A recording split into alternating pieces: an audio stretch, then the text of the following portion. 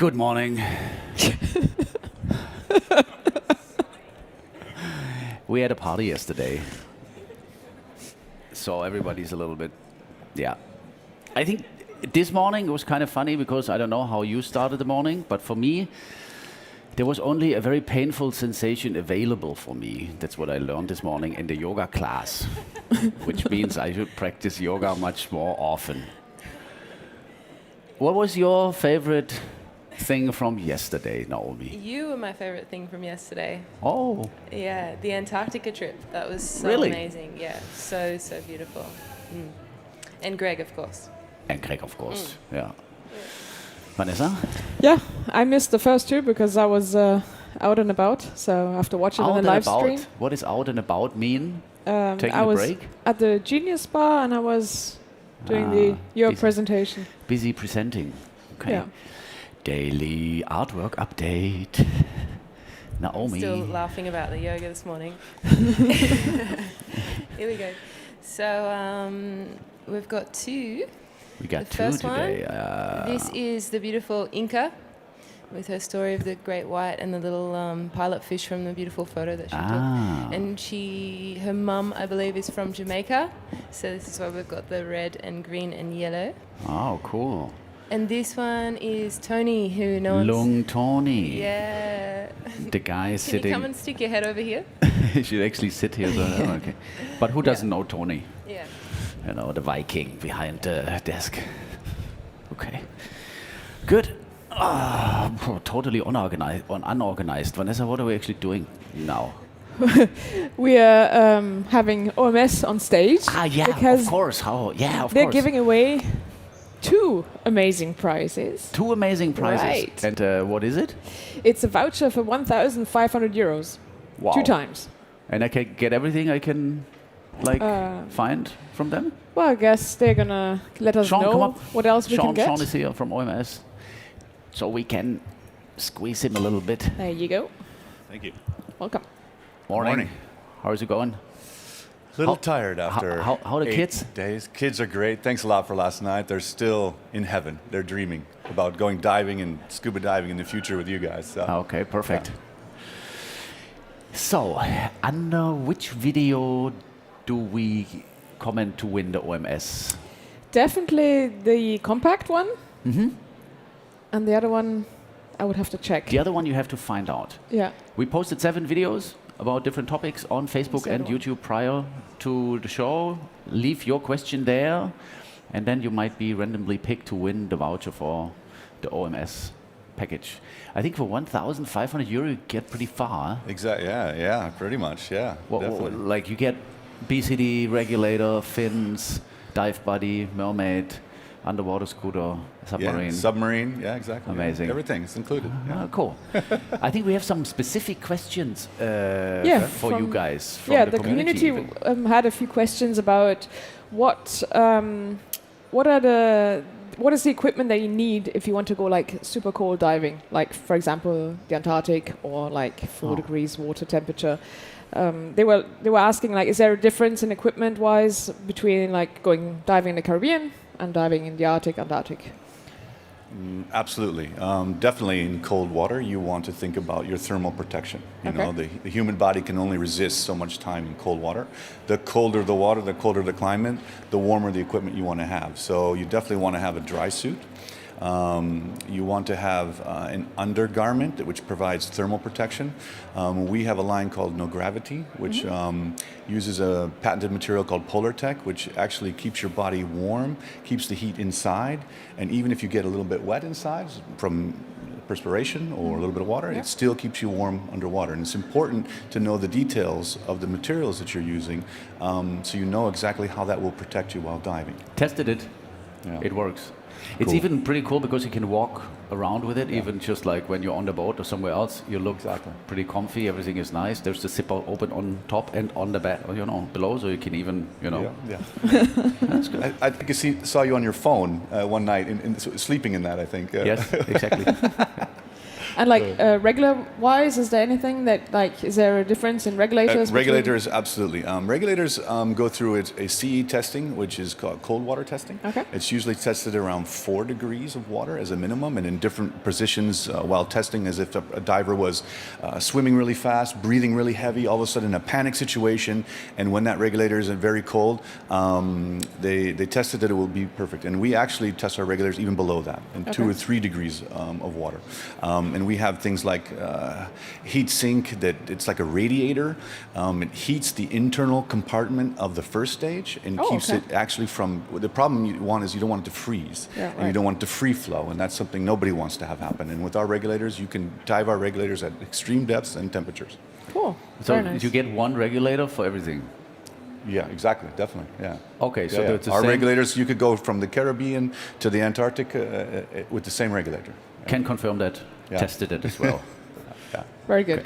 And the other question was, when I am a beginner diver and I'm thinking about getting my own equipment, like what is the priority in what to buy first? Yeah, in that, I mean, there's, well, of course we want you to buy everything, okay? Sure. Well, with the voucher you can now. With the voucher you can come to us and get what you need. So, you know, personal items are things like, you know, masks, fins, undergarments, things that touch your skin. Those are things that not some people don't want to rent those things, they want to have their own. And it's like even in the skiing industry, you know, you don't, when you rent things that are maybe not the best, you know, top of the line. So the first thing is your minimum requirements are, you know, mask, fins, snorkels. Then you have all your life support equipment, okay? So a first stage and a second stage is actually sustaining your life underwater. A buoyancy compensator, a wing, those things are also allowing you to survive underwater. You have to be able to come to the surface when you want to, and you have to be able to breathe the entire time you're underwater comfortably. So life support equipment is the next, for sure, the next thing you want, to have your own things. And you also want to have, you want to have your own equipment, because as you start learning to dive underwater, as you're swimming through the water, you want to own your own equipment, because then you can perfect your diving. You can perfect your kicking, your swimming, your trim, your buoyancy. When you're changing things, renting things, those things change, weights change, all that kind of stuff. So, yeah. Okay.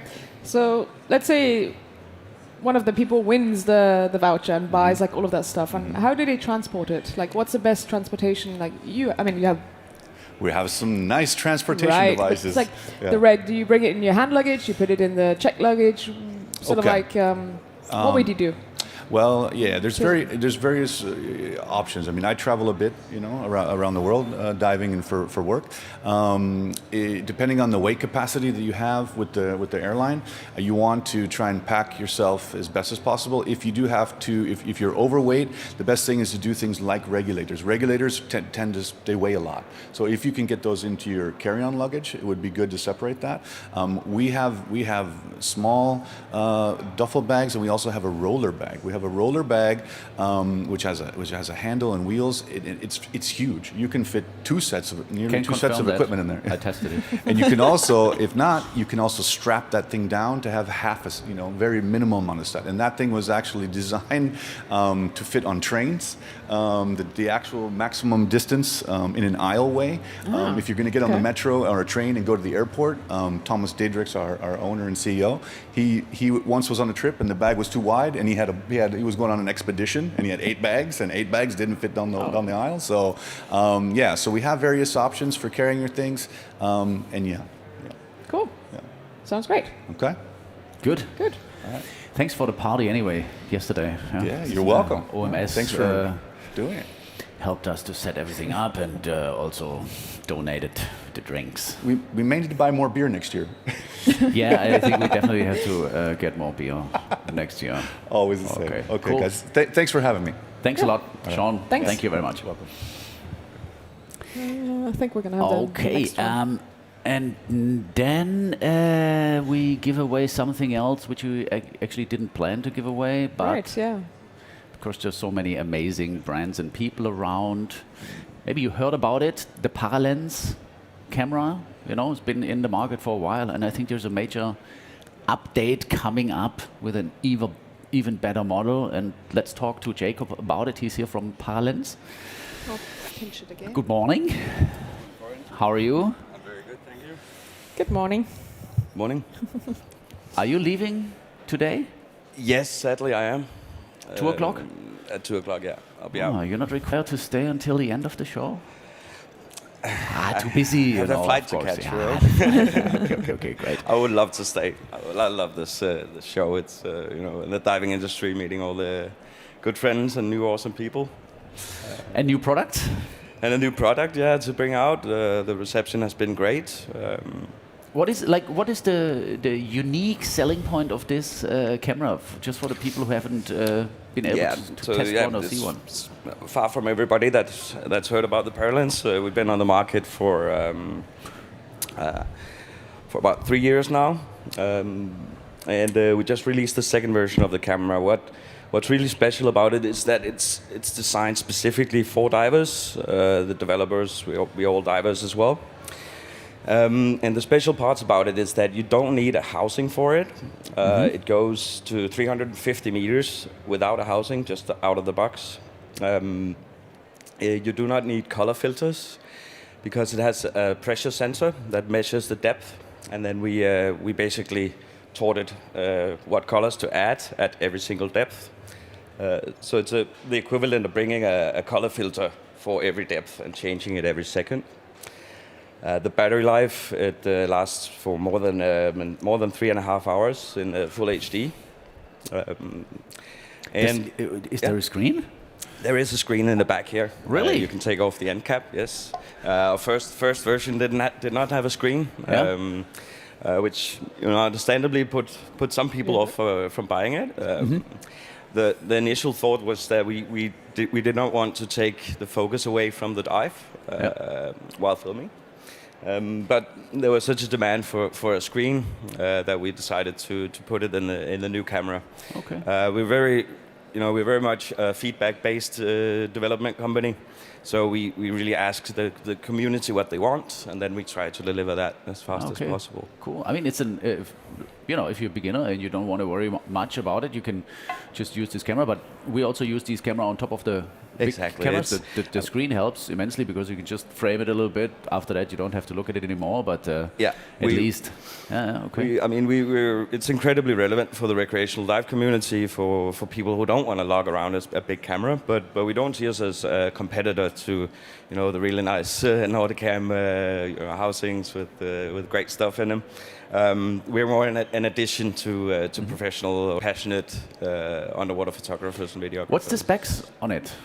Resolution, frame rate. The new camera does 4K 60 frames per second. Does image stabilization in 4K 30. We also have 2.7 and downwards.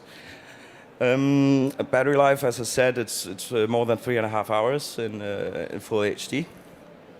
Really cool. Yes. Like not only on paper. No. Oh, okay. We actually had it running. The first version we had it running for more than 4 hours in temperate water. Of course, the temperature makes a difference, but it will outlast any other camera of that size on battery life. We added a larger sensor than in the competitive action camera brands. We really don't want to be associated with action cameras.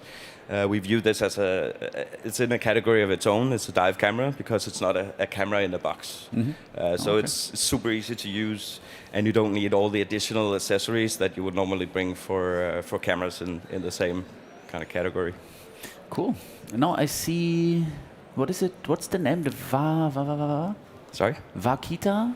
Yes. So is that the name of it? Yeah. So we, as a company, from the core of the heart of the founders, we see an obligation to create awareness. One of the ways we can do that is by communicating these different issues that we have with the ocean. We named it Vaquita in honor of the Vaquita whale, which is nearing extinction, basically extinct. So we want to make people ask questions, basically. Another way that we're tying into this ocean conservation society, citizen science, is by adding a sensor pack to the camera. So the camera records depth, temperature, salinity, and location. And we basically enabled through an app. It's a complete system with a camera and an app. So the app functions as a logbook. You load the dive into the app, and then you can share highlights from the dive. You see a profile, and it's linked with the footage to where you took it on the dive. You can then share highlights of the dive on a world map, so for other people to be inspired to dive in different places of the world, but also as a baseline for citizen science. So we work together with universities and conservation organizations that knows how to use this data from the ocean. So it's an extreme help to them. And in the other way, the other direction, we can communicate the specific projects, local projects of these organizations, so that our community, the videographer, underwater videographer community, and the recreational divers that carry this camera, they can actually be engaged in projects in their local area. So this is a way to really bridge the gap between the recreational dive community and the science community. Amazing idea. Thank I you. really hope it grows and works out. Yeah. And who do we give this camera to? So the new Paralenz, it's coming out in April, late March, and we would like the first camera that we ship out of the warehouse to go to the winner? Yeah, to the winner. Okay, yeah. cool. Very cool. So after the show, we're gonna post and release a highlight video of the show with everybody's favorite moments in it, with all the guests and everybody who was here. And we will ask you then for your highlight of the show. And if you post that highlight under that video, then you have a chance to win this camera. But don't worry, you'd have to remember that. We will inform you properly about how to win this camera again when we actually post the video. So you will be able to have a chance, to be politically correct, to win this camera in March, April. Is that like? Yeah, we're saying spring 2020. So we're expecting late March, beginning of April. Spring 2020. Okay, cool. Good, Jacob. Thanks Very a lot. nice. Really cool. Thank you very much. I really like the community But I was aspect of it. Good. And if we don't see you, I was here. okay, good. All right. So now I think there is a few questions that we want to answer. Yep. We get lazy. We even haven't prepared slides for them. So what is it today? So there was one question that popped up a lot throughout the course of all the videos, and the question was, where does everybody from behind the mask get their inspiration from when they have like a creative block? So like, if you have a creative block and you have to edit or shoot and you have... A creative block? What is a creative block? A creative block is like when you are not motivated and you have no idea how to start editing, or like it's like a creative block. That's easy. Yep. Yeah, that's super easy. You just go to the channel and watch all the videos and you're motivated. No. I mean, there's so many people working on it together. If you have a block, you just don't do anything and wait until it's gone because everybody else has ideas and you know. I think if you're alone and you have a creative block, like if I'm sitting alone and I can't really, figure out what to do next, it's probably because you've been looking at something for a too long time, you know. You have like the tunnel view or the inside view of things. So you get more creative ideas if you change your perspective. And that might be, you walk in the park and you forget about it. And then, or you sleep a night. And then you come back to it. And, there's problems you can solve, and there's also problems you have to kind of distance yourself from it. And this kind of problem you cannot solve. You cannot, it's like falling asleep. You cannot force yourself to fall asleep. You cannot force yourself to have a cool idea. So you need to just let it go, and it will come back to you. And the less you think about it, the easier it's going to be. And that's not a promise, because if it's a promise, then you expect it. And then you're already in the expecting circle again. So just get away, do something else. I clean the house. in the future, I see myself doing yoga, you know, and allow myself to have positive sensations available to me. Oh, I love this language.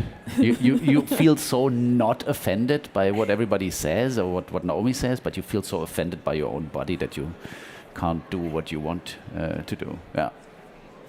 Chill out, take it easy, go do something else, watch, visit your grandma or whatever before, and then get back to it later with a different perspective. Do you agree with that? Yeah. Oh yeah, why Also- don't we ask Naomi? Yeah. The artist. The Also, artist. go to the ocean. Go Jump to in the the ocean. Yeah. jump in the ocean, and I find that by the time I come back out, usually I've got clarity. It's just that change of pace. Go But for a only walk. if the positive sensation of the ocean is available to you. You don't know, not everybody has. It's always available to you. Yeah, well. The ocean may not always be available to you. Yeah, so yeah, what do you true. do Or then? a shower. I just go to Shower. water. Yeah, Shower's a even good idea. like Yeah. a cold washer with water on your face, just water. It helps a lot with that, I find. Yeah, but exactly, I totally agree with what you were saying. There's another question which is actually related to like all the camera gear and stuff, but it's actually also related to you because traveling with gear is like a huge topic always. That's a question we get asked so often. And how do you travel with like, I mean, you've been painting like the whole week now, and did you bring like your whole art studio, or how do you travel with all the gear you need for painting? So if you bring little bottles of paint, sometimes they explode in your bag, and that's a really bad thing. So I've been using these Poshka paint pens, and that's how I've been doing it this week, and then just using the markers and blending it with the brush. So they're acrylic paint markers. That's what I travel with. Yeah. And you had this water thingy. Water thingy. You were sort of like putting like you used your brush and you just dipped it in yes, water. Or? yes. Yeah, just using a little bit of water and the brush to blend the acrylic paint. Okay. So I recommend them Poshka's, P-O-S-C-A, Poshka markers. Cool. So that's a travel-friendly art. Travel-friendly art. Yep. Cool. They will not explode on the plane. Very nice. Yeah. So now the other part of the question is related to all the camera gear. I guess there's two different ways to go at it. Like, of course, when behind a mast travel somewhere, it's like bags and cases and whatever. But like a beginner filmmaker that has like a housing, maybe a monitor, a camera, and a few lenses, how would you recommend them to travel? Also with lights. Aside from the normal regulations that you shouldn't put spare batteries in your check-in luggage, if you don't have much gear, you can probably fit your housing and your camera in your carry-on. I really recommend to have like a little trolley and a little separate bag that you can put on top of the trolley. I mean, come on, be honest, it's all about cheating. Yeah. Yeah, like 7 kilogram. We always travel with 5 kilogram hand luggage, 25 kilogram hand 25 luggage, kilogram. at least, sometimes 30, 35.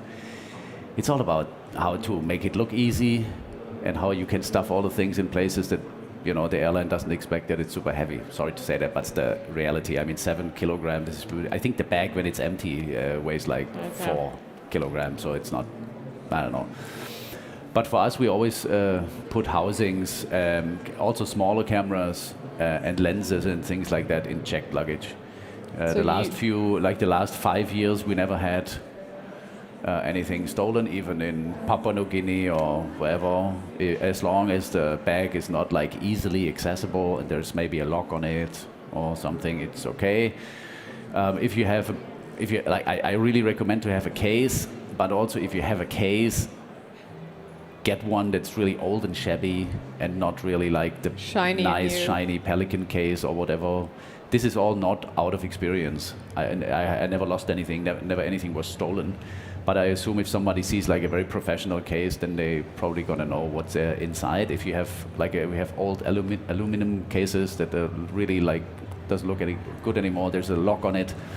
You can put a lot of things inside. So it should be a hard shell. Yeah. A very good option is there is like the hard shell suitcases that just look like normal holiday travel suitcases, and then customize inside a little bit and make, compartments and make sure everything fits in the right place. That's how we do it. Usually, actually, I never had the regulator in, in the hand luggage and stuff like neither. that. No. Nordicam usually provides like nice cases or like nice bikes for the housings, and you can even with a soft suitcase. I've done that already. Yeah. I didn't have an issue. The only thing is I always take out the O-ring and just store it in a little plastic bag inside the housing, and not have a port attached to it. Yeah. Because otherwise you're going to create this vacuum problem. Yeah. Always the housing open. Another thing is a little bit more advanced. If you have a redundant system, which is always kind of mandatory, if something goes wrong with one camera, you need to have another one. Could be you have a proper bigger camera and then you have a smaller one just as a backup, or you have you do it with drones or normal cameras or camera gear lenses or whatever. You always need to be able to, lose any part and still be able to function properly. And that's also very relevant for packing things. Because if you pack all the things in one bag and one bag gets lost or comes later, you can't operate. So we always make sure that in every bag we have, there's at least one system that we can use. Yeah. And we're not depend on actually having all the bags. Because what happens many times is that the luggage will come later. Yeah. Remember? We were trying to film the Anaconda and the camera wasn't there. So we had to use a different setup, for example. Yeah, that's why. I had that a couple of times too, and then I had the basic setup in my hand luggage, and the rest I would have in the other luggage. So and being successful in receiving your luggage, a very good idea is fly business class. Because it's much easier. They handle everything with priority. Of course, that's not available to everyone.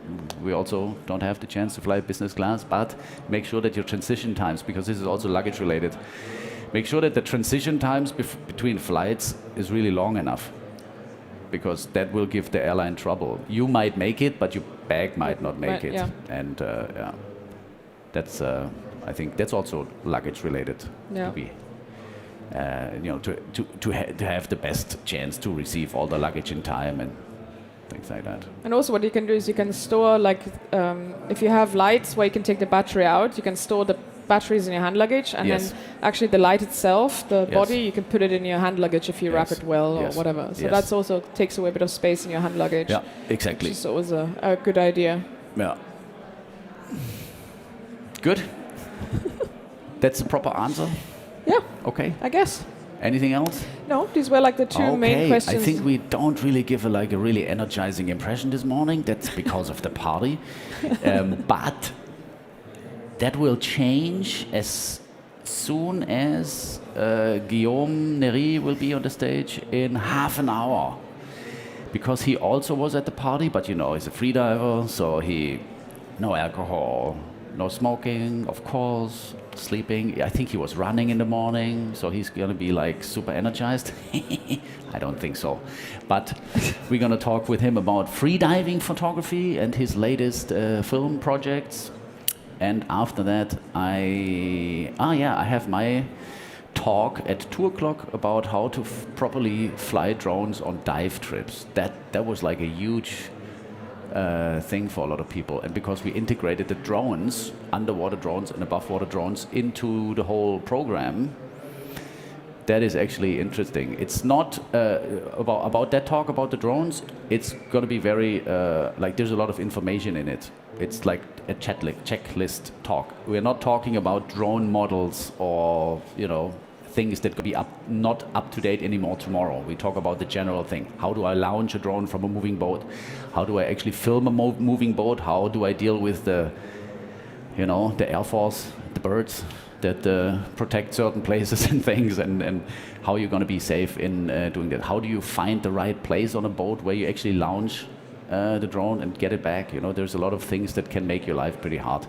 And how do you travel with the drone, and how do you prepare your drone to actually be able to start it from a boat before you go on a boat, and things like that. And then also we have a look at a few different drone shots and maneuvers that might look nice during dive trips and things like that. So that's 2 o'clock. Cool. 11:15, Guillaume Nery will be here, and we're also getting a little bit sad because it's the last day. Some already disappeared. Game went home, Martha went home, Sabine, Steph, Andre.